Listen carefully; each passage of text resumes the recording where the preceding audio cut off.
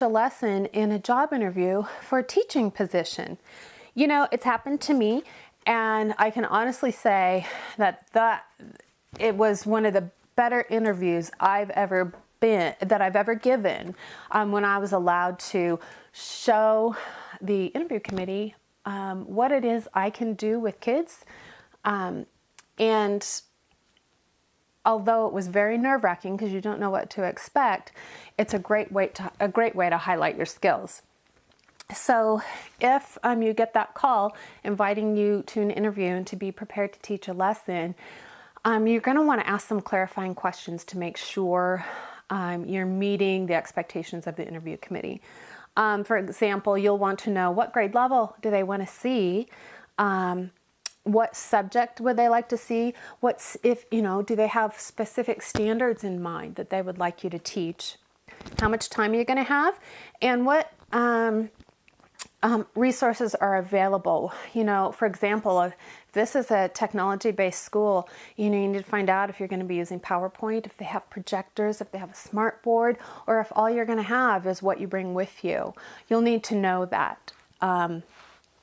The next thing after you have your specifics for what you're expected to do is you're going to want to customize that to the building you'll be working in. So you need to find out what's the general socioeconomic status of the students, so you kind of know where the kids are coming from. Find out about the neighborhood so you can tie in some real world concepts that kids will be familiar with. Find out, if you can, if that building uses a workshop model. If they do a lot of small group work, you'll want to know how that building operates, so you can plan that into your lesson. Something else you'll want to for sure make sure you do is build in accommodations for special ed students and for English language learners. We always make accommodations for those kids. All right, so you're going to have pretty much 6 things you're going to do to teach a great lesson. Is first of all, you want to engage your audience. So whether or not your interview committee may be, you'll want to ask them first if they're going to act like students or if you are just going to explain a lesson you would teach. Either way, you're always going to engage your audience with a story, with a mini lesson, something to engage them. If you can, do a short little video or a song, for example. Tie something to the real world. So you're going to introduce the topic in an engaging way. And then, of course, you're going to present the standard or standards that you're teaching. And it should be 1 or 2 standards for something so short. And after you do your intro, present the standard, you're going to check for understanding, see what they already know. So if you're acting like your audience is 5th graders, you would invite them to say, what do you already know about this topic? And maybe they'll be able to share a couple things with you. Now you want to show that you have a way of getting that information, such as a turn and talk and share, or doing a whip around. Those are 2 ways to get that information.